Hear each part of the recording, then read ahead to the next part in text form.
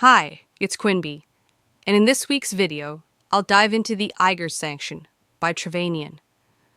I do so love a great thriller. But before we start, I have a favor to ask. Please like and subscribe. If you enjoy my content, let us form a pact. You like and subscribe, and I'll open doors for you to other worlds. Sound good? Then let us begin. First off, a bit about the author. For anonymity's sake, Trevanian only ever used one name. He was the pen name of Rodney William Whitaker, a communications and film professor who died in 2005. He was famously reclusive, and maybe because of that, he's gained a kind of cult status for his writing.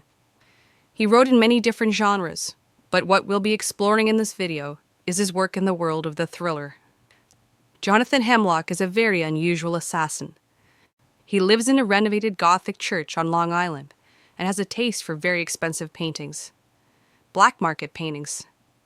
He was also once an avid mountain climber. He finds himself forced to accept an assignment, a sanction, that puts him on the north face of one of the deadliest mountains in the world, the EIGER. And it is there he must determine who among his fellow climbers he must kill. Here's a sample. Jonathan and Anderl found a shallow shelf just to the west of the mouth of the chute that Carl had estimated would be the key to the new route. They banged in a piton and tied themselves on while they waited the arrival of Carl and Jean-Paul. Although the beetling cliff above them flowed with icy meltwater, it protected them from the rockfall that had been plaguing their climb for the last half hour. Even as they arranged coils of rope under them to keep out the wet, chunks of rock and ice broke over the crest of the cliff and whined past 3 or 4 feet in front of them to burst on the rocks below with loud reports and a spray of mountain shrapnel. Their ledge was so narrow they had to sit hip to hip, their legs dangling out over the void. The climb had been fast and magnificent, and the view was breathtaking. So, when Andrel produced a bar of hard chocolate from his coat pocket and shared it with Jonathan, they felt exhilarated and contented, munching away wordlessly. Jonathan could not ignore the sound that surrounded them as totally as silence. For the last hour, as they approached the mouth of the chute, on a line a little to the right of it, the roar of rushing water had increased in volume.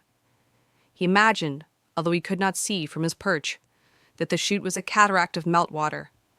He had climbed up through waterfalls like this before.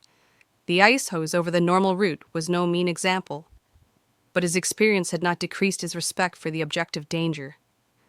He glanced over at Anderl to see if his worry was shared, but the blissful, almost vacant smile on the Austrian's face was evidence that he was in his element, full of contentment. Some men are native to the mountain, and while they are on rock, the valley does not exist, save as the focus point for that patient and persistent gravity against which they hold out. Jonathan did not share Anderl's contented insouciance. So long as he had been climbing, the world had narrowed to the rope, the rock, the purchase, and body rhythms. But now, with a safe stance and time to reflect, lowland troubles returned to him. For instance, it could be Anderl. Anderl could be the target, and a hunter in his own right now.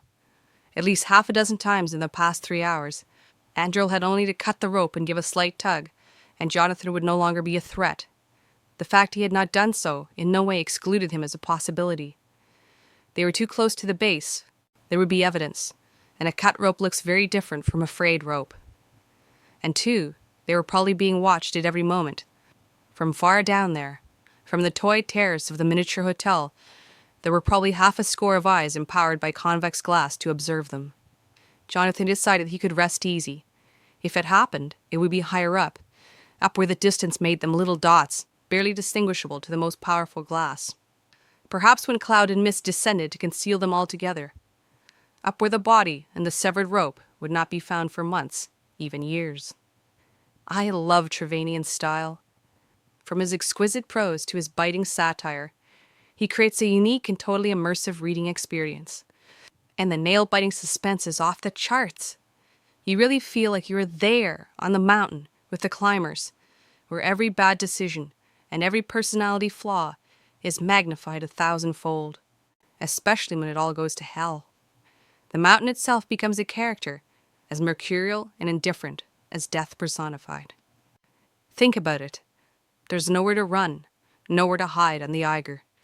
You need the men with you to survive, until you decide you don't. Rest assured, we'll be exploring more of Trevanian's work in the days ahead. Until then, this is Quinn B. Delicious signing off. See you in the next video.